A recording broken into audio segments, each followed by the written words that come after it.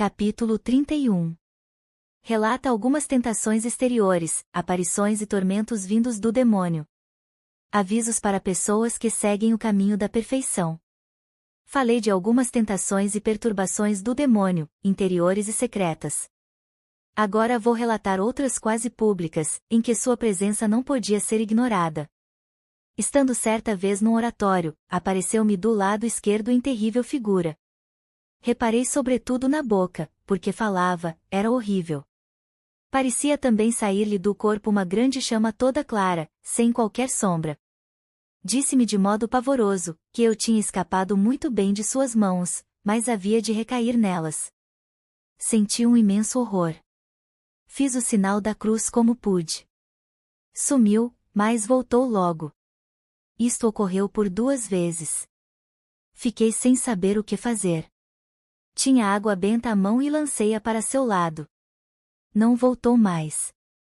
Outra vez, atormentou-me por 5 horas, com dores tão terríveis e desassossego interior e exterior, que me parecia insuportável.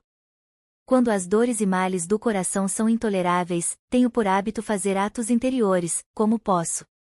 Suplico a Deus, que se for do seu agrado, conceda-me paciência e deixe-me sofrer até o fim do mundo. Nesta ocasião, as irmãs que me assistiam ficaram espantadas e não sabiam a que recorrer, nem eu tinha poder para nada. Assim, vendo eu, tão duro padecer, buscava alívio fazendo atos e propósitos de resistir. O Senhor deu-me a entender que era a arte do demônio. Percebi junto a mim um negrinho horroroso que rangia os dentes, como desesperado, vendo que ao invés de ganhar, perdia. Quando o vi, comecei a rir e não tive medo. Havia comigo algumas pessoas estavam perplexas, sem achar solução para tanto tormento. Fazia-me bater com o corpo, a cabeça e os braços, sem poder resistir. O pior era o sofrimento interior, que de nenhum modo me permitia descansar. Eu não ousava pedir água benta, para não assustar as pessoas presentes nem dar a entender do que se tratava. De muitos fatos tive experiência de que não há coisa de que mais fujam os demônios do que água benta. E não voltam. Da cruz também fogem, mas retornam. Deve ser grande o poder da água benta. Sinto particular e grande consolação quando a tomo. De fato, sinto quase sempre um alívio espiritual que não posso descrever. É como um prazer interior que me conforta toda a alma. Não é imaginação nem algo que me tenha ocorrido uma só vez. Venho notando cuidadosamente, dá-se com frequência. Poderia compará-lo a alguém que estando com muito calor e grande sede, bebesse um jarro de água fria. Todo o corpo se reanimaria. Penso nas grandezas de todas as instituições da Igreja. Alegro-me vendo a eficácia de suas palavras, que chegam a difundir virtude à água, de modo que seja tão grande a diferença entre a que é benta e a que o não é. Como, pois, não cessava o tormento, disse às que me rodeavam, se não zombassem pediria água benta. Trouxeram-na e aspergiram-me com ela, mas sem resultado. Tomei-a eu, e lancei-a para o lugar onde estava o demônio, que em seguida fugiu, ficando eu livre de todo o mal, como se o houvessem tirado com a mão. Só fiquei cansada como quem recebera muitas pauladas. Causou-me grande proveito, ver que se este inimigo faz tanto mal quando o Senhor lhe dá licença, não tendo ainda poder sobre o corpo e a alma, que fará quando os possuir definitivamente? Deu-me novo desejo de evitar tão má companhia. Em outra vez, há pouco tempo, sucedeu o mesmo encontrando-me a sós. Não durou muito. Pedi água benta, e as que entraram depois de se terem ido os demônios, sentiram um cheiro horrível, como de enxofre. Eram 2 monjas bem dignas de fé, que de nenhum modo seriam capazes de mentir. Quanto a mim, não o senti, mas durou tanto, que pôde ser verificado. De outra vez, estando no coro, fiquei bastante recolhida. Saí para que não percebessem. Logo depois todas ouviram rijas pancadas no lugar para onde eu me retirara. Ouvi falarem junto de mim, ainda que só escutasse vozes grossas. Pareciam organizar alguma conspiração. Mas eu estava tão recolhida em oração, que nada entendi, nem tive medo algum. Isto sempre acontecia quando o Senhor desejava que por meu intermédio, alguma alma tirasse proveito. Um fato notável que me ocorreu é o que agora direi. Há muitas testemunhas, em particular meu atual confessor, que ouviu relatado numa carta. Não lhe disse de quem era esta, mas ele entendeu perfeitamente. Veio ter comigo uma pessoa, que havia 2 anos e meio vivia num pecado mortal dos mais abomináveis que já ouvi. Durante todo esse tempo não o confessava, nem se emendava, e dizia missa. Na confissão, acusava-se de seus outros pecados. Quanto a este, alegava que não podia confessar algo tão feio. Tinha grande desejo de sair desse estado, porém não se podia vencer. Causou-me grande lástima e senti muita pena ao saber que se ofendia a Deus de tal maneira.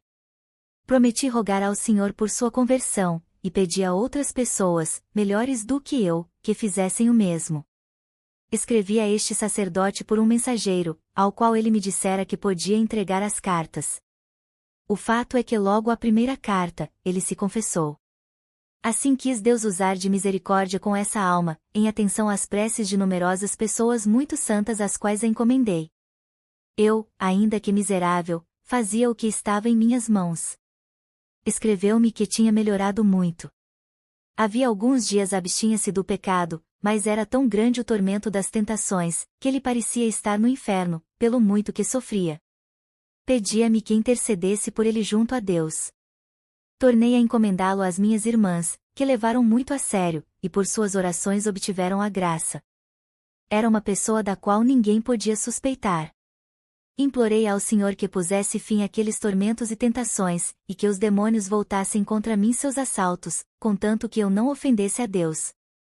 O resultado foi que passei um mês em grandes tribulações. Foi nessa ocasião que ocorreram os 2 fatos acima descritos. Foi o Senhor servido de que ficasse em paz aquela alma. Assim me escreveram, tendo-lhe eu dado conta do que sofrera naquele mês. Retomou forças espirituais, ficando plenamente livre. Não se cansava de dar graças ao Senhor e a mim, como se eu houvesse feito alguma coisa. O crédito que eu já tinha, de que o Senhor me fazia favores, infundira-lhe confiança. Quando se via muito apertado, contou que lia minhas cartas e ficava livre da tentação. Ficou admirado de ver o que eu havia sofrido enquanto ele ficara livre. Não foi menor o meu espanto, e sofreria muitos anos para salvar aquela alma. Seja por tudo o Senhor louvado. Na verdade, pode muito a oração dos que o servem, como são, a meu ver, as irmãs desta casa. Os demônios se indignaram ainda mais contra mim, vendo que eu as estimulava. O Senhor, também, por meus pecados o permitia. Uma noite, pensei que me iam estrangular. Lançamos muita água benta, e vi grande multidão deles fugindo, como quem se vai caindo. São inúmeras as vezes que esses malditos me atormentam, mas não tenho medo algum, sabendo que nem se podem mover, se o Senhor não lhes dá licença. Cansaria a vossa mercê e a mim se fosse mencionar todos os detalhes. Seja isto útil para o fiel servo de Deus, que assim desprezará esses espantalhos criados pelos demônios para nos causar temor. Notem que perdem as forças quando são ignorados e a alma se torna muito mais poderosa. Sempre resulta algum proveito imenso, que não cito para não me estender. Só contarei o seguinte fato, ocorrido numa noite de finados. Encontrava-me no oratório rezando um noturno. Dizia umas orações muito devotas que temos no fim de nosso breviário, quando de repente, o demônio se põe sobre o livro para me impedir de acabar a oração. Fiz o sinal da cruz e sumiu. Recomecei e logo voltou. O mesmo ocorreu por 3 vezes, se não me engano. Enquanto não joguei água benta, não pude concluir. Mal acabei, vi que saíram do purgatório algumas almas. De certo, faltava pouco para concluir em sua expiação. Pensei que a intenção do demônio seria talvez adiar a libertação delas. Raras vezes o tenho visto em forma corporal. Percebo mais sua presença pelo modo de visão, que descrevi anteriormente, no qual não há forma sensível.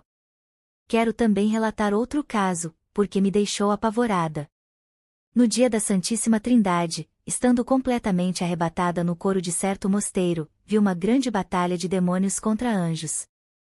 Não podia entender o que a visão significava. Em menos de 15 dias compreendi, houve uma desavença entre algumas pessoas de oração, e outras muitas que o não eram, e da qual resultou grande dano à referida casa. Durou muito tempo causando grande transtorno. Outras vezes os via, rodeando-me em densa multidão. Da mesma forma, parecia-me estar envolvida numa grande claridade que os impedia de se aproximarem. Entendi que Deus me guardava para não me atingirem de modo a ofendê-lo. Por várias circunstâncias e em diversas ocasiões, observei como esta visão era real. O fato é que já compreendi perfeitamente quão pequeno é o poder dos demônios contra mim, se eu mesma não for contra Deus. Por isso quase não os temo. De nada valem suas forças, a menos que vejam almas covardes que abandonam a luta. Aqui mostram eles sua tirania. Algumas vezes sentia-me perseguida pela tentação de que falei. Todas as vaidades e fraquezas dos tempos passados reviviam dentro de mim. Precisava muito encomendar-me a Deus. E fui assaltada por outro pensamento, a suspeita de que tudo em mim devia ter origem diabólica, uma vez que me sobrevinham tais lembranças. Afinal, o confessor tranquilizou-me. É que eu supunha que nem sombra de mau pensamento poderia ter quem recebia tantas graças do Senhor. Em outras ocasiões, não pouco me atormentava, e ainda agora me atormenta, ver que muitos me apreciam e dizem bem de mim, em especial pessoas importantes. Neste ponto sofri bastante e continuo sofrendo. Olho imediatamente para a vida de Cristo e dos santos. Tenho a impressão de seguir o caminho oposto. Eles não acharam senão desprezo e injúrias. Isto me faz andar temerosa. Quase não ouso levantar a cabeça, e não desejo dar mostras do que na realidade não faço. Ao contrário, quando sofro perseguições, o espírito se torna forte, embora o corpo ressinta, e eu também me aflija. Não sei como pode ser isto. Mas é verdade que a alma então parece estar em seu reino, trazendo todas as coisas debaixo dos pés. Tais sentimentos ocorriam-me de vez em quando, ou mesmo por vários dias. Era, a meu ver, um sinal de virtude e humildade, mas agora compreendo claramente a tentação. Um religioso dominicano, grande teólogo, esclareceu-me. Quando me vinha à memória que essas dádivas que o Senhor me fez, viriam ao conhecimento do público, era tão excessiva a angústia, que muito perturbava a alma. Chegou a tal ponto que ao imaginá-lo, me parecia preferível ser enterrada viva. Logo que iniciaram os grandes recolhimentos e arrombamentos, aos quais não podia resistir, mesmo em público, ficava depois coberta de vergonha, e não queria aparecer onde alguém me visse. Estando em certa ocasião, muito aflita com isto, o Senhor me perguntou por que razão temia. Só poderia haver duas saídas, ou murmurariam de mim, ou louvariam a Ele. Deu-me a entender que uns dariam crédito e o louvariam, enquanto outros seriam incrédulos e condenar-me-iam sem culpa. Em ambos os casos, porém, eu sairia lucrando e portanto, não me devia preocupar. Estas palavras me acalmaram, e ainda me consolam quando me vem à memória. Chegou a tal extremo a tentação, que desejei sair daqui e levar meu dote para outro mosteiro de clausura muito mais estreita do que o meu, e de cujos rigores tinha ouvido falar. Era também da minha ordem e muito distante. Ficaria consolada de ir para longe, e viver onde ninguém me conhecesse. Mas o confessor jamais permitiu. Esses temores tiravam muito a liberdade de espírito. Depois entendi que essa não era verdadeira humildade, pois tanto me afligia. O Senhor me ensinou esta realidade: se eu estivesse convencida e certa de que nenhum bem era meu, senão de Deus, não me pesaria de que Ele manifestasse em mim suas obras. Pois não me entristecia ouvindo elogiar a outras pessoas, e antes, me consolava e folgava muito de ver que nelas a divina bondade se ostentava. Caí, da mesma forma, em outro exagero. Suplicava particularmente a Deus que revelasse meus pecados a quem pensasse bem de mim, mostrando que me concedia seus favores, sem merecimento algum de minha parte. Tenho sempre muito vivo este desejo. Meu confessor ordenou-me que não fizesse tal pedido. Mas até pouco tempo, quando via alguém pensar bem de mim, fazia rodeios, ou como podia, dava-lhe a entender meus pecados. Com isto, de certo modo, ficava aliviada, mas tornei-me bastante escrupulosa neste ponto. Hoje compreendo que todas estas coisas procediam não de humildade, mas de uma tentação que originava muitas outras. Parecia-me trazer a todos enganados. É verdade que pensam haver algum bem em mim, contudo, não é meu desejo enganá-los e jamais pretendi tal coisa. é o Senhor que para algum fim o permite. Mesmo com os diretores, nunca tratei do assunto a não ser em caso de necessidade, e teria grande escrúpulo de o fazer. Vejo agora que esses temorizinhos, esses desgostos e sombras de humildade provinham dos meus defeitos e da minha imortificação. Uma alma inteiramente abandonada nas mãos de Deus, é tão indiferente ao mal como ao bem que dela se diz, quando o Senhor lhe faz a graça de compreender claramente que nada tem por si mesma. Confie naquele que lhe dá tantos benefícios, e saberá, no futuro, o motivo pelo qual os revela. Prepare-se para a perseguição, que nos tempos atuais é certa, quando o Senhor dá a entender que faz a alguma pessoa semelhantes dádivas. Há 1000 olhos para um destas almas, ao passo que para 1000 almas de outro feitio não há um só. Na verdade, não há pouca razão de temer. Daí vinha em parte meu receio. Não era humildade, e sim fraqueza. De fato, a alma que por permissão de Deus, se torna alvo dos olhos de todos, pode aparelhar-se para ser mártir do mundo. Se não quiser morrer a ele, o próprio mundo lhe dará a morte. Nele não vejo coisa que pareça louvável, exceto que não percebe faltas nos bons sem pretender corrigi-las a poder de murmurações. Digo, quem ainda não está perfeito precisa de mais coragem para andar no caminho da perfeição do que para sacrificar a vida, num instante, pelo martírio. É que a perfeição não se alcança depressa, a menos que o Senhor conceda esta graça, por um privilégio especial. Vendo alguém começar, o mundo exige logo a perfeição. A 1000 léguas de distância descobre uma falta que porventura, é virtude. Quem condena, em geral, faz o mesmo e ainda por vício, mas julga o outro por si. Não lhe dá licença para comer, nem dormir, nem respirar, como se costuma dizer. Quanto mais o tem em boa conta, mais parece esquecer que ainda está em corpo mortal e que por perfeita que se considere a alma, vive sujeita a muitas misérias da terra, embora a tenha debaixo dos pés. Em suma, é como digo, requer-se grande ânimo. A pobre alma ainda não começou a andar e querem que voe. Ainda não dominou as paixões, e exigem que nas ocasiões perigosas esteja tão perfeita como se lê nos santos confirmados em graça. É para louvar a Deus a guerra que sofre, ou antes, é de cortar o coração. Muitas almas recuam, pobrezinhas, por não saberem defender-se. Assim teria acontecido com a minha, se o Senhor misericordiosamente não tivesse realizado tanto de sua parte. Com efeito, vossa mercê bem sabe que minha vida foi um contínuo cair e levantar até que sua majestade tomou tudo a seu cargo. Quisera saber explicá-lo. Creio que muitas almas se enganam pretendendo voar antes que o Senhor lhes dê asas. Tenho ideia de que empreguei uma vez esta comparação, mas calha bem neste lugar. Insisto no assunto, porque conheço pessoas cuja aflição vem disso. Começam com grandes desejos, fervor e determinação de crescer na virtude. Algumas, inclusive quanto ao exterior, deixam tudo por Deus. Mas, ficam desconsoladas quando veem nas outras, adiantadas, grandes obras de virtude, dadas pelo Senhor, e que não podemos adquirir por nós mesmos.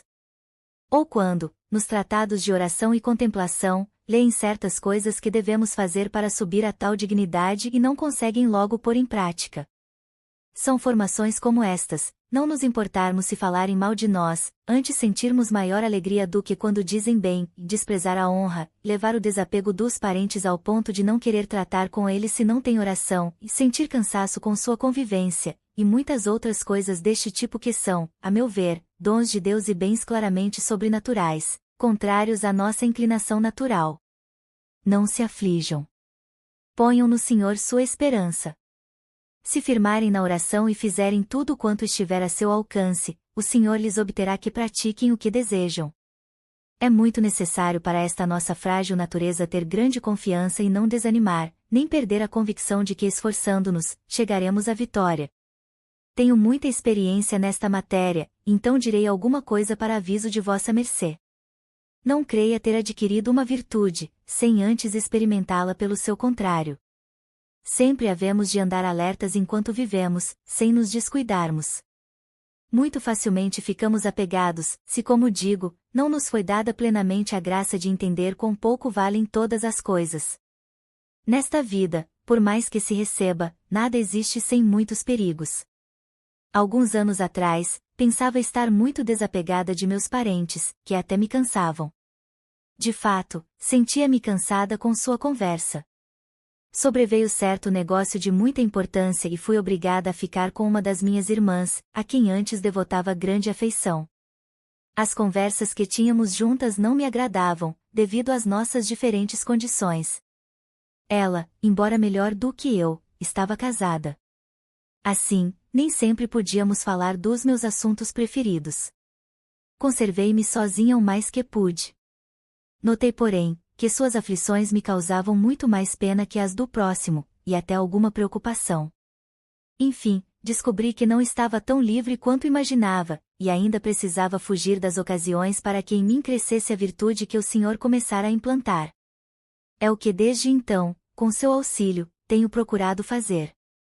Convém ter qualquer virtude em muito apreço, quando o Senhor a vai ofertando, e de maneira alguma correr o risco de perdê-la. Refiro-me a coisas que atingem a reputação, e a muitas outras, pois creio a vossa mercê, que nem todos os que nos julgamos desapegados de tudo, o estamos de fato. É necessário jamais nos descuidarmos neste ponto. Qualquer pessoa que se veja presa a algum ponto de honra, creia-me, combata este apego, se quiser crescer na virtude. É uma cadeia que nenhuma lima consegue quebrar. Só Deus a quebra, e com muitos esforços e orações da nossa parte. É um obstáculo no caminho, e fico admirada com o mal que faz. Noto algumas pessoas, santas em suas obras, e que as realizam tão grandes a ponto de causar admiração a todos. Valha-me Deus! Por que uma alma destas ainda se encontra na terra? Como não atingiu o cume da perfeição? Que é isto? Que dificuldade existe para quem tanto faz por Deus? É que está presa a um ponto de honra. O pior é que não quer admitir que o tem, e por vezes o demônio convence-a de que está obrigada a conservá-lo. Creia-me, por amor do Senhor, creiam nesta formiguinha que ele quer que fale. Esse defeito, se o não tirarem, será semelhante a uma lagarta, não estragará, talvez, toda a árvore. Algumas virtudes restarão, mas todas carcomidas. A árvore não será frondosa, não se desenvolverá, nem permitirá que se desenvolvam as suas vizinhas. A fruta de bom exemplo que produz não é sã, dura pouco. Costumo dizer que por mínimo que seja o ponto de honra, é como um trecho ou compasso errado no canto acompanhado de órgão. Põe dissonância em toda a música. É coisa que prejudica muitíssimo as almas, porém no caminho da oração é peste. Procuras unir-te a Deus. Pretende seguir os conselhos do Cristo carregado de injúrias e de falsos testemunhos, e desejas guardar intactos o crédito e a honra? Não é possível chegar lá. Os caminhos são opostos. O Senhor só se une à alma, quando nos esforçamos e procuramos renunciar ao nosso direito em muitas coisas. Mas, dirá alguém, não tenho motivos de agir assim, nem se apresentam as oportunidades. Creio que mantendo aquela determinação, o Senhor não permitirá que perca tão grande bem. Sua Majestade proporcionará tantas ocasiões de obter esta virtude, que lhe parecerão até demasiadas. Mãos à obra. Quero contar as ninharias e bagatelas, ao menos algumas, em que me exercitava quando comecei. São as palhinhas que lanço ao fogo, como disse, pois não sou capaz de maiores obras. O Senhor tudo aceita. Bendito seja eternamente. Entre minhas faltas, tinha de não conhecer bem a reza do breviário, as cerimônias do coro e o modo de oficiar. Isto somente por viver descuidada e metida em muitas vaidades. Reparava que outras irmãs, ainda noviças, podiam ensinar-me. Contudo não as consultava para que não ficassem sabendo de minha ignorância. Ocorria logo a ideia do bom exemplo. É o que costuma acontecer. No entanto Deus me abriu um pouco os olhos, e ainda mesmo sabendo, surgindo a menor dúvida interrogava as meninas. Não perdi nem honra nem crédito, antes quis o Senhor dar-me daí em diante mais memória.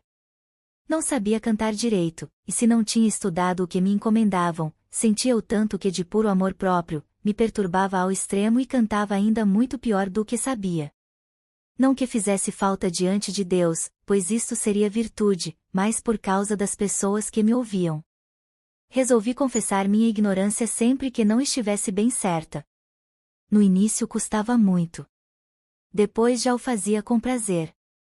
Assim, desde que comecei a não me importar de ver revelada minha incapacidade, fiquei cantando muito melhor. Era a falsa honra, que cada um põe onde mais lhe convém. Eu a punha nessas coisas e ela me impedia de fazê-las bem. Achava dificuldade nestas ninharias, que em si nada são e menos que nada. Com elas, pouco a pouco nos acostumamos a praticar atos de virtude.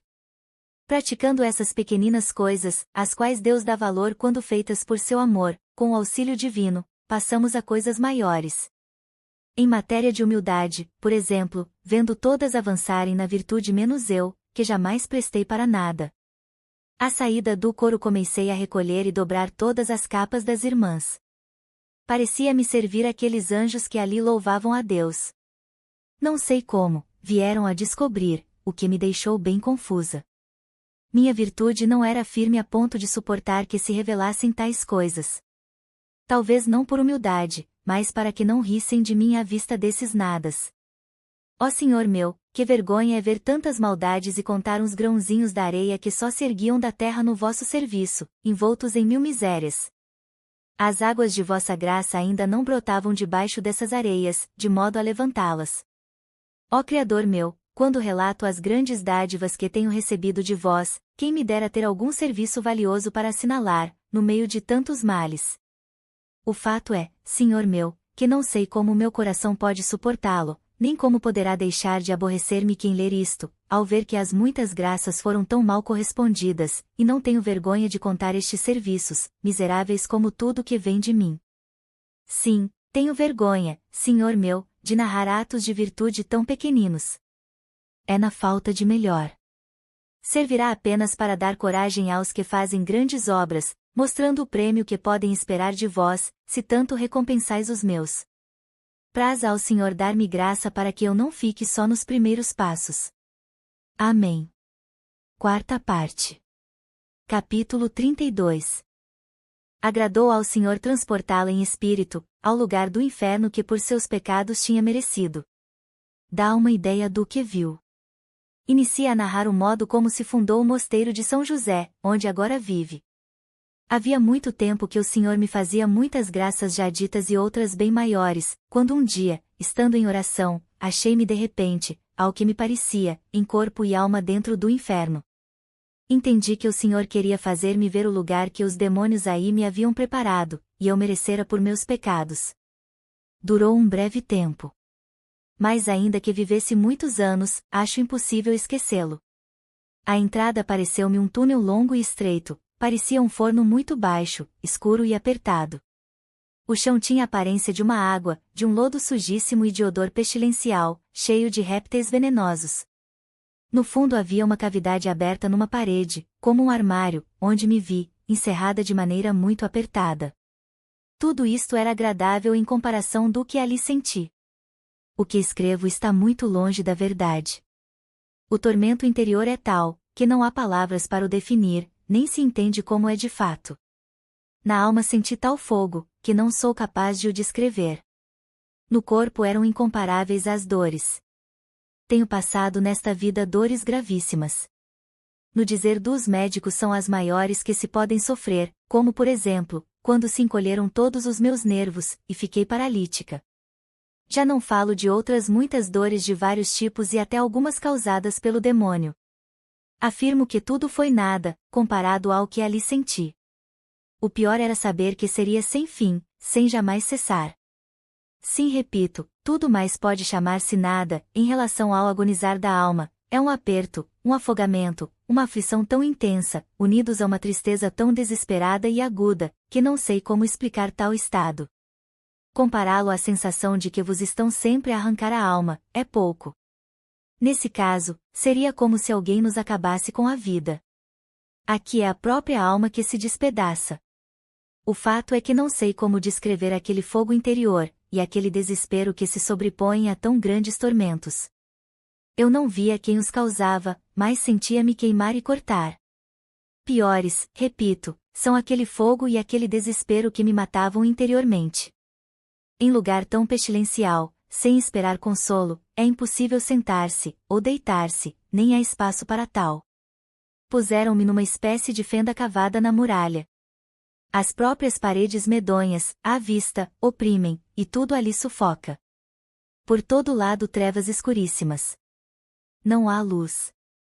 Não entendi, como sem claridade, se vê tudo, causando dor nos olhos. Nesta vez o Senhor não quis que eu visse mais de tudo aquilo que há no inferno. Em outra visão, vi coisas horripilantes sobre o castigo de alguns vícios. Pareceram muito mais horrorosas à vista. Como não sentia a dor, não me causaram tanto temor como na primeira visão, na qual o Senhor quis que eu sentisse de fato aquelas torturas e aquela aflição de espírito como se o corpo as estivesse sentindo. Como foi isso, não sei, mas bem entendi ser grande graça do Senhor querer que eu visse, com meus olhos, de onde sua misericórdia me havia tirado. Com efeito, é nada, ouvir falar ou ainda meditar, sobre a variedade dos tormentos, como eu de outras vezes havia feito, muito raramente. A feição de minha alma não é ser levada pelo temor. Lia que os demônios atanasam as almas e lhes infligem outros suplícios. Tudo é nada a respeito da verdadeira pena, que é muito diferente. Em suma, é tão diferente quanto o esboço é da realidade. Queimar-se aqui na terra é sofrimento muito leve, comparado com aquele fogo de lá. Fiquei tão aterrorizada, e ainda agora o estou enquanto escrevo, apesar de terem passado quase 6 anos. De tanto temor, tenho a impressão de ficar gelada. Desde então, ao que me recordo, cada vez que tenho sofrimentos ou dores, tudo o que se pode passar na terra, me parece nada. Penso que em parte nos queixamos sem motivo. Foi esta, repito, uma das maiores graças que o Senhor me fez. Valeu-me muito, quer para perder o medo quanto às tribulações e contradições desta vida, quer para me esforçar em padecê-las e a dar graças ao Senhor, por me ter livrado, ao que agora me parece, de males tão perpétuos e terríveis. Desde então, tudo me parece fácil, comparado a sofrer um momento, o que lá sofri. Admiro-me de como, havendo lido muitas vezes, livros nos quais se dá alguma ideia das penas do inferno, não as temesse, nem as levasse muito em conta. Onde estava eu? Como podia achar descanso em caminho que conduzia a tão mau lugar? Sede bendito, Senhor meu, para sempre. E como deixastes ver que me amáveis muito mais do que eu a mim mesma. Quantas vezes, Senhor, me livrastes de tão tenebroso cárcere, e como eu tornava a meter-me nele contra a vossa vontade. Senti imensa compaixão vendo tantas almas que se condenam, em especial desses luteranos, que já pelo batismo eram filhos da Igreja. Daí também me vieram fortes ímpetos de salvar almas. Morreria 1000 vezes de muito boa vontade, para livrar ainda uma só alma de tão grandes tormentos. Vendo aqui na terra uma pessoa a quem amamos, metida em grandes sofrimentos ou dores, nossa própria natureza nos move à compaixão. Quanto maior o seu sofrimento, mais nos afligimos. Que será ver uma alma, sem esperança de fim, imersa no sofrimento que é o auge dos sofrimentos? Quem poderá suportar? Não há coração que o reflita sem grande lástima. Com efeito, se aqui na terra nos movemos a tanta compaixão, não sei como podemos sossegar, à lembrança desse outro mal que não acaba. E vemos tantas almas que o demônio cada dia arrasta consigo. Isto também me faz desejar que em matéria que tanto nos importa, não nos contentemos, enquanto não tivermos feito tudo o que estiver ao nosso alcance para livrá-las. Praza ao Senhor, seja servido de nos dar graça para isto. Faço ainda esta reflexão, embora tão ruim como sou, eu vivia com algum cuidado de servir a Deus. Não fazia certas coisas que se fazem no mundo como quem bebe um copo de água. Afinal de contas, padecia graves enfermidades e com muita paciência concedida pelo Senhor. Não era inclinada a murmurar, nem a falar mal do próximo, nem capaz de querer mal a pessoa alguma. Não tinha cobiça, nem ao que me lembro, jamais tive inveja, de modo a ser ofensa grave ao Senhor. Possuía ainda outras boas qualidades. Embora tão ruim, sentia quase sempre o temor de Deus. Porém, vi a morada que os demônios já tinham preparado para mim. Verdade é que pelas culpas, ainda me parecia merecer maior castigo. Digo, contudo, que era terrível tormento. É perigoso satisfazermo-nos com pouco. Sobretudo, não sei como a alma que anda caindo a cada passo em pecado mortal, pode ter sossego ou satisfação. Por amor de Deus, fujamos das ocasiões. O Senhor virá em nosso auxílio, como fez comigo. Praza ao Senhor não me largar de sua mão, de modo que eu torne a cair. Já vi onde irei parar. Não o permita o Senhor, por quem sua majestade é. Amém. Depois de ter visto estas e outras grandes coisas, os segredos da glória futura dos bons, e o sofrimento dos maus, que o Senhor só por sua bondade quis mostrar-me, eu desejava um modo e uma ocasião, de fazer penitência de tanto mal e merecer um pouquinho para obter tanto bem. Desejava fugir de todo relacionamento com as criaturas, e uma vez por todas, afastar-me totalmente do mundo. Meu espírito não sossegava. Não era inquietação, era um estado delicioso. Bem via ser dádiva de Deus e calor dado pelo Senhor à alma para saborear outros manjares suculentos do que até agora tivera. Pondo-me a imaginar o que poderia fazer por Deus, convenci-me de que a primeira coisa era seguir o que o Senhor tivera em vista quando me chamou à vida religiosa, e guardar minha regra com a maior perfeição possível. No mosteiro em que eu vivia, havia muitas servas de Deus e nele o Senhor era bem servido. Mas por causa da grande pobreza, as monjas saíam com frequência e passavam tempo, sem lugares onde podiam ficar com toda honestidade e religião. Além disso, a regra não fora estabelecida nem era observada em seu primitivo rigor, senão de acordo com a bula de mitigação, como aliás, em toda a ordem. Havia ainda outros inconvenientes, e parecia-me demasiado o bem-estar, por ser a casa grande e confortável. O pior para mim eram as saídas. Eu saía muito. Algumas pessoas, às quais os superiores não podiam desagradar, gostavam de me ter em sua companhia. Importunavam os prelados e eles ordenavam que eu fosse. O resultado seria, segundo se iam encaminhando as coisas, que eu pouco poderia estar no mosteiro. Em parte devia ser astúcia do demônio, para não me deixar em casa. É que eu contava a algumas das irmãs o que meus confessores me ensinavam e era grande o proveito. Aconteceu uma vez, estar na companhia de várias pessoas, uma delas perguntou a mim e às outras, por que não seríamos monjas à maneira das descalças? Acrescentou que seria bem possível fundar um mosteiro. Como eu já andava com esses desejos, comecei a tratar da fundação com aquela senhora viúva, minha companheira, que também suspirava pelo mesmo. Ela se pôs a traçar planos para obter rendimentos, e agora vejo que não eram realizáveis. Mas então, com o desejo que tínhamos, tudo nos parecia possível. Da minha parte, ainda não estava bem resolvida. Sentia-me bastante feliz no mosteiro em que estava. De fato, tanto a casa como a cela eram muito do meu gosto. Então combinamos, encomendar fervorosamente o caso a Deus.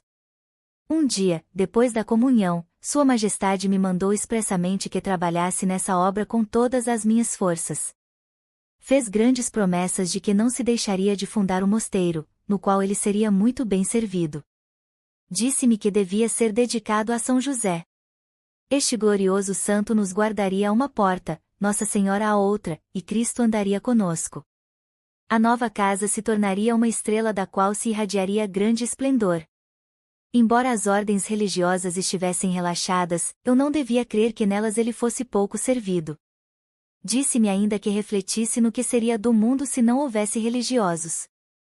Ordenou-me, enfim, referir tudo isso ao meu confessor, e suplicar-lhe que não fizesse oposição à projetada obra, nem impedisse a sua criação. Esta visão produziu grandes efeitos e as palavras do Senhor penetraram-me profundamente. Não tive dúvida de que viessem dele. Senti imenso pesar imaginando em parte as preocupações e sofrimentos que me sucederiam. Vivia, aliás, contentíssima no meu convento. Se antes já tratava da fundação, não era com tanta determinação nem certeza de que se realizaria. Agora, não tinha para onde fugir.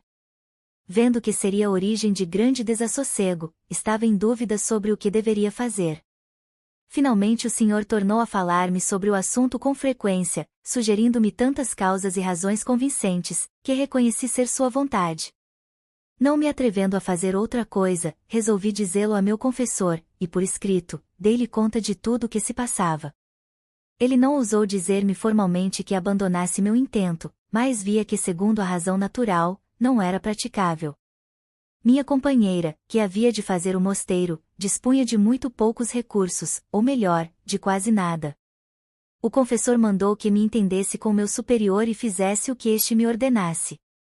Eu não tratava dessas visões com o superior, de modo que foi aquela senhora quem lhe falou, dizendo-lhe que queria fundar o mosteiro. Ele, sempre muito favorável a tudo que é de religião, concordou plenamente. Prometeu-lhe todo o apoio necessário e disse-lhe que tomaria o mosteiro sob sua jurisdição. Trataram da renda que se havia de ter e da vontade que tínhamos de que jamais houvesse mais de 13 religiosas, e isto por muitas causas. Antes de tratar do negócio, escrevemos ao Santo Frei Pedro de Alcântara contando todo o ocorrido. Ele nos aconselhou que o não deixássemos de fazer, e sobre todos os pontos nos deu seu parecer. Mal se começou a saber do projeto no lugar, veio sobre nós tanta perseguição, que levaria muito tempo para contar. Choveram os ditos e as risadas. Tinham tudo em conta de disparate. A mim diziam que estava bem no meu mosteiro. A minha companheira perseguiram tanto, que a traziam atribulada. Eu não sabia o que fazer. Chegava a pensar que em parte tinham razão.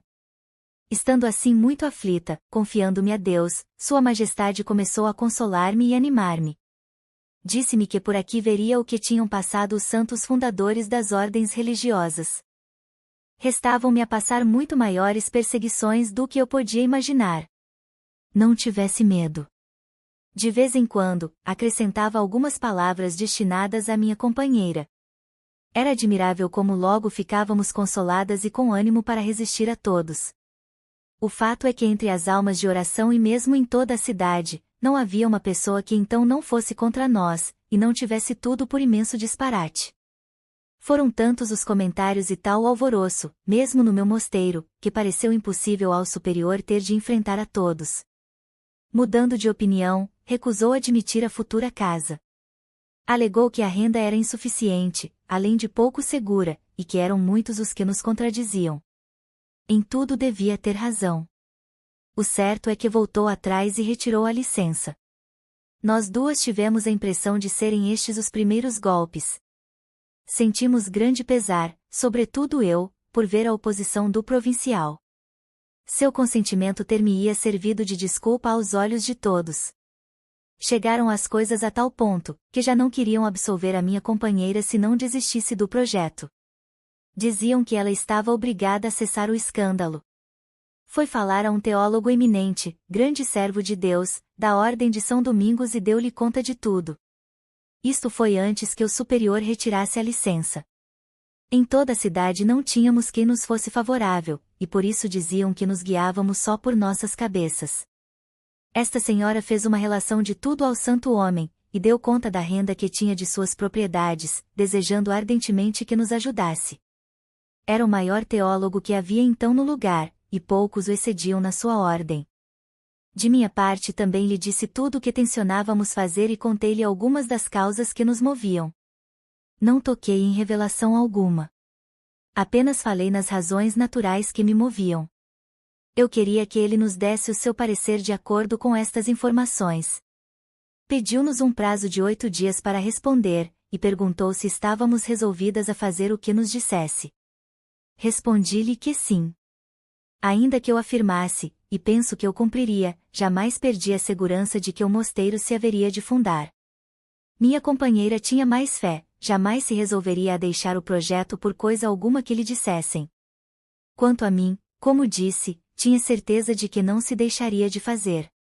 Embora tendo por verdadeira a revelação, não lhe daria fé, se fosse contrária ao que está na Sagrada Escritura ou às leis da Igreja, que somos obrigados a cumprir.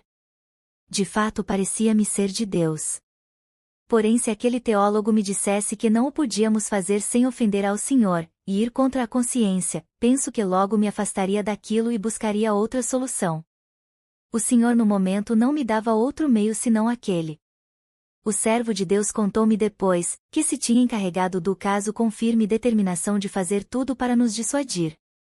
Já tinha vindo à sua notícia o clamor do povo, e também a ele, como a todos, o projeto parecia desatino. Sabendo que o tínhamos procurado, um cavaleiro mandou avisá-lo para que visse bem o que fazia e não nos ajudasse. Pondo-se, porém, a estudar o que nos havia de responder, examinando o negócio, o intento que tínhamos, o modo de viver e religião que tencionávamos fundar, persuadiu-se de que nosso projeto contribuiria muito para o serviço de Deus, e que não se devia deixar de realizar. Respondeu-nos que nos apressássemos a concluí-lo, e ensinou-nos os meios e modos a empregar.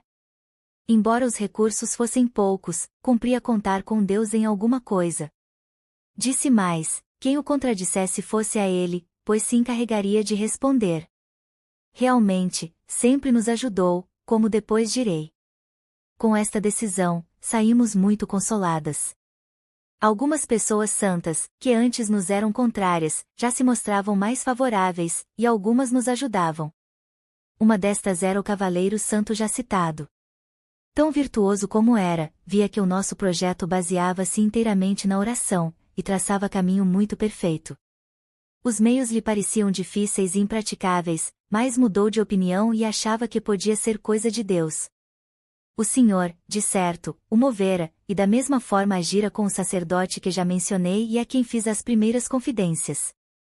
Este mestre, espelho de virtude para toda a cidade, como pessoa enviada por Deus para a salvação e aproveitamento de muitas almas, já se tinha resolvido a me ajudar na obra.